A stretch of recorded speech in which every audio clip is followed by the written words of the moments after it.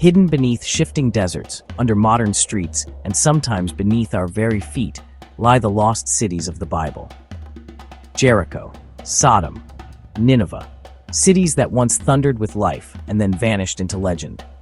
For centuries, scholars and explorers searched for them, hoping to prove the Bible's tales. Today, archaeology is finally catching up, revealing which cities were real, which remain mysteries, and which are still being fought over in academic trenches. If you love ancient discoveries, mysteries, and a good debate, hit subscribe right now, because this is Should I Go? And you know, we're heading deep into the sands of history. When people talk about lost cities of the Bible, they often imagine mythical ruins waiting to be found. But the truth is stranger and far more fascinating. Some biblical cities have been fully excavated and matched beyond doubt with archaeological evidence. Others have partial clues, fragments, inscriptions, or destruction layers that hint at their existence. And a few, they're still missing, known only through the words of prophets, kings, or poets. In the last few years, from 2023 through 2025, archaeologists have uncovered a wave of new data that's rewriting how we understand these ancient places. So let's begin where it all started, with the oldest city on Earth. Jericho, the name instantly recalls the story of Joshua and the tumbling walls. But long before those trumpets ever sounded, Jericho was already ancient. At Tel Dan, layers of human settlement stretch back over 11,000 years. Mud brick towers, circular houses, even a prehistoric fortification wall, all of it predating the pyramids by millennia. In 2023, Jericho's ancient mound was officially recognized as a UNESCO World Heritage Site, cementing its place as the world's oldest known fortified city. So what about the biblical walls? Early excavations by John Garstang in the 1930s claimed to find collapsed ramparts matching Joshua's story. But in the 1950s, Kathleen Kenyon redated those ruins to centuries earlier, long before Joshua could have arrived. Modern radiocarbon testing supports her timeline. Yet, some researchers argue that secondary collapses or later fortifications could still align with the biblical conquest. The result? Jericho remains both proven and puzzling, a city that absolutely existed, but whose dramatic fall is still debated. If Jericho is the oldest, Sodom might be the most infamous. According to the book of Genesis, it was annihilated in fire from heaven, wiped from existence. For decades, the site of Sodom was anyone's guess. Then archaeologists in Jordan proposed that a massive Bronze Age city called el-Hammam might fit the bill. In 2021, they published a study suggesting a Tunguska-like cosmic airburst destroyed it around 1650 BCE, an explosion so hot it vaporized the city and turned sand into glass. Headlines screamed, "Sodom found." But in April 2025, that same paper was retracted after major scientific challenges. The evidence for a meteor blast didn't hold up. Critics pointed out data inconsistencies and unrealistic physics models. Still, Tal el-Hammam remains impressive. Huge city walls, monumental gates, and a sudden burn layer that ended life overnight. Meanwhile, rival sites like Bab Edra and Numaira on the southern Dead Sea still have their defenders. Each fits part of the story, but not all. So today, Sodom sits in the gray zone, a real destruction, but an uncertain name. Whether it burned from heaven or from human hands, the mystery endures.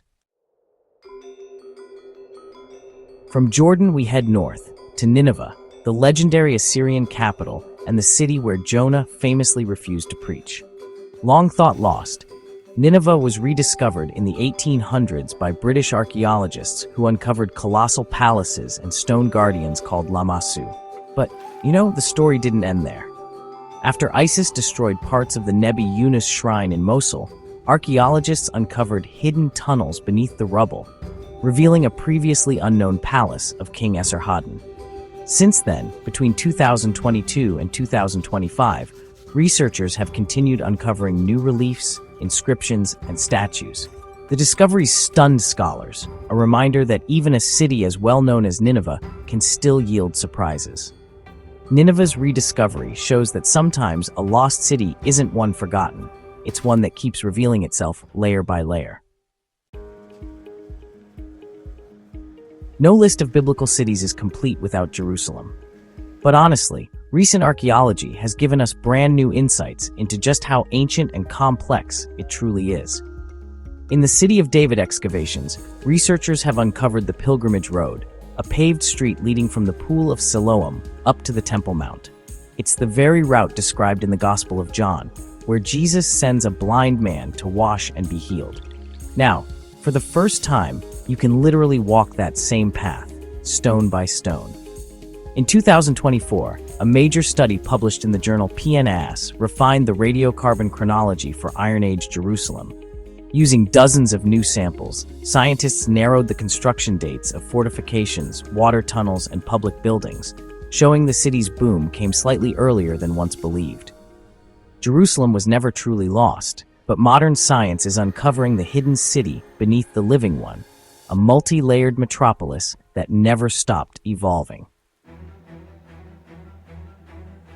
30 miles southwest of Jerusalem lies Lachish, the second city of Judah and one of its final strongholds. In 587 BCE, the Babylonian army marched in. Before the flames reached the gates, defenders scrawled urgent notes onto pieces of pottery, the Lachish letters. Their messages from doomed soldiers: "We are watching for the fire signals from Azekah, but they are no more." Moments later, Lachish fell. Those letters still exist, preserved in ash, their ink legible.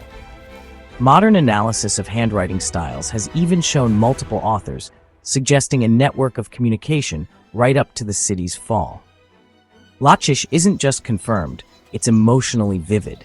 We can read the last words of men who knew they wouldn't survive the night. It's one of the most haunting found cities in biblical archaeology. Now, let's talk about Gath, the Philistine city said to be home to Goliath. Excavations at Tel Safi have revealed massive fortification walls, industrial areas, and a city gate so huge it's among the largest ever found in Israel. The Bible paints the Philistines as enemies of Israel, but archaeology reveals a sophisticated culture with advanced metallurgy, trade, and architecture. Recent studies used archaeomagnetic dating to measure how burnt clay preserved the Earth's magnetic field, allowing scientists to pinpoint when Gath was destroyed, likely by Hazael of Damascus in the 9th century BCE. It's a perfect example of new technology breathing life into old stories. Gath isn't just legend, it's measurable history baked into the earth. Sometimes the biggest discoveries fit in your hand. At Tel Dan in northern Israel, archaeologists found a broken basalt stele inscribed by an Aramean king around the 9th century BCE. Its message boasts of victory over the House of David. That phrase, DD, in ancient script, sent shockwaves through biblical studies. For the first time, there was independent, non-biblical evidence that a dynasty of David really existed. Most scholars now accept the reading, though a few dissent. Either way, the Tel Dan stele remains one of the most important pieces of stone ever pulled from the soil, proof that history and scripture sometimes meet in the same dust. Next up, the mysterious city of Ai, mentioned in the book of Joshua as the second target after Jericho. For over a century, scholars have argued about its location. The traditional site, Et Tel, shows impressive ruins, but from the wrong era, centuries before Joshua. Another candidate, Khirbet el-Makatir, fits better chronologically, showing a fortified town destroyed in the late Bronze Age. Excavations there have uncovered pottery, weapons, and gate complexes that could match the biblical Ai. But consensus? Not even close. Some experts say Ai might be symbolic, a literary echo rather than a literal city. Others insist it's just waiting for the right trench to be dug. In other words, Ai remains the archaeologist's riddle of the Promised Land. So, here we are, shifting from the Old Testament to the New, arriving at Bethsaida, the fishing village of the apostles Peter, Andrew, and Philip. Now, there are two sites that claim this title: Et Tel, which has long been assumed to be the location, and El-Araj, a newer contender that's closer to the Sea of Galilee's shore. Recent digs at El-Araj have uncovered a 5th century Byzantine church built directly over what seems to be a 1st century house. And hey, it could possibly be the home of Peter himself. If that's true, it would make this one of the earliest Christian pilgrimage spots on Earth. In 2023 and 2024, archaeologists revealed more of the church's mosaic floors and columns, which really strengthens the case. But, the debate continues. Just another found versus maybe in the ongoing biblical map. Archaeology moves fast, so let's flash through a few recent breakthroughs.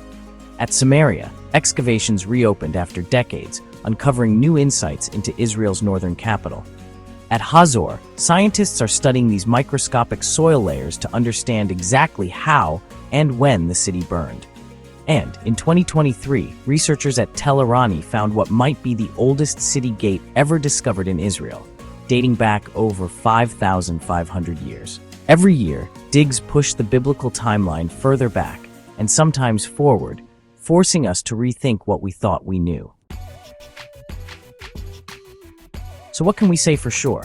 Proven cities, Jericho, real and ancient; Nineveh, excavated and magnificent; Jerusalem, confirmed and ever-growing; Lachish and Gath, unearthed beyond doubt; Tel Dan, inscription verified; still debated, Sodom, location uncertain; AI, identification unresolved; Bethsaida, 2 rival sites; and even Jericho's fallen walls, still not settled.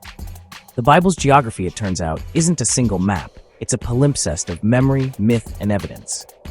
Each dig adds a brushstroke to a picture that's still incomplete. So, should you go? Absolutely. If you're fascinated by the deep past, there's really no better classroom than the dust of these ancient cities. Walk the ramparts of Lachish, where soldiers wrote their last letters. Climb the Mount of Jericho, the oldest city in the world. Stand in the shadow of Gath's colossal gate, and feel the weight of legends. Visit Tel Dan, where a few carved letters rewrote history. But remember, the real story of these sites isn't just about proving scripture true or false.